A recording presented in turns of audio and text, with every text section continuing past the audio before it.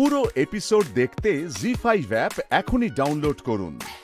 কেমন লাগছে বলো আরো একবার আমারই মধ্যে? ভীষণ ভালো লাগছে। প্রথমেই বলতে চাই, শ্রী চৈতন্যের পদধূলি আমার মাথায় নিয়ে নদিয়া জেলাকে আমি দেবই জিতিয়ে। অন্যরা কথা বলবে মুখে, আমি দেখাবো কাজে। ফাইনালের জয়ধ্বনি এখনই কানে বাজবে। দিদি, একটা কথা আমি শেয়ার করতেই চাই। এই যে আমরা প্রথম রাউন্ড থেকে এখন সেমিফাইনালে উঠেছি, কি আলোড়ন সৃষ্টি হয়েছে জেলায়। আর যেহেতু আমি আগের দিন বলেছিলাম যে আমার সবসময় তো মানুষ সকলের সঙ্গে মিলেমিশে কাজ করা, বা আমার স্কুলও আছে, আমার বহু জায়গায় যেতে হয়, এখন আর আমাকে কেউ নাম ধরে ডাকছে না, সকলেই দিদি নাম্বার 1 বলছে। আর বিশেষ করে সব থেকে যে ইন্টারেস্টিং ব্যাপারটা আজকে আমি শেয়ার করতে চাই, সেটা হচ্ছে আমার যখন মানে 15-16 বছর বয়স, মানে 11-12-এ পড়ি, তখন আমার এখন যিনি স্বামী আর কি, তার সঙ্গে আমার আলাপ হয়। এবং বাবা মার চোখে তখন বিশাল বিশাল স্বপ্ন। মানে বাবা যদি ভাবে যে নাসায় যাবে, মা ভাবছে পাইলট হবে, মাসি ভাবছে ডাক্তার হবে, পিসি ভাবছে ইঞ্জিনিয়ার হবে। কিন্তু আমি তাদের প্রায় সব স্বপ্নের উপর জল ঢেলে আমি হঠাৎ বললাম যে আমি বিয়ে করতে চাই। তো তারা তো প্রথমে সারপ্রাইজড, না শকড হয়ে গেল। যাই হোক, কোনোরকম কনভিন্স করে, এবং কনভিন্সটা আমাকে খুব করতে হয়নি, তখন তো ল্যান্ড ফোন ছিল। এত বেশি ল্যান্ড ফোনের ফোন আসতে শুরু করলো, সেই তাড়নায় তারা রাজি হয়ে গেল, এবং এইচএসে পরে আমার বিয়ে হয়ে গেল।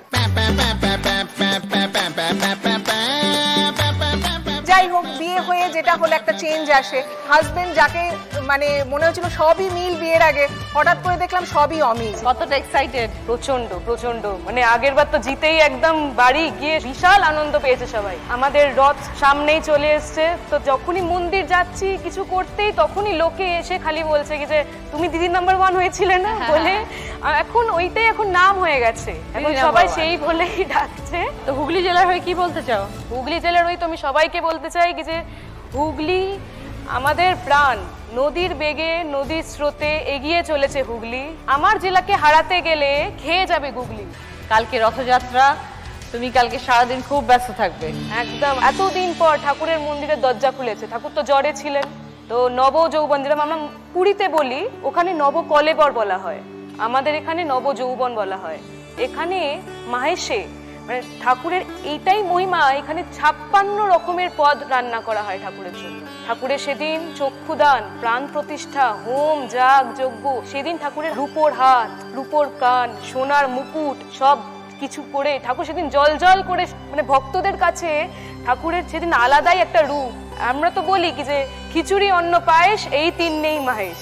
এখন হুগলি জেলা, এখন লাখ লাখ লোক, শুধু হুগলি না, ওয়েস্ট বেঙ্গলেরও বাইরে থেকে লোকে এখন আসছে, মানে শুধু ঠাকুরের দর্শন করবেন বলে। তো সামনে তো উল্টো রথ চলে আসবে, সেই দিনও তো ঠাকুর ফিরে আসবে আবার। যে কোন সেই যেরকম ভাবে পুজো আচ্ছা হয়, সেরকম পুজো আচ্ছা হবে।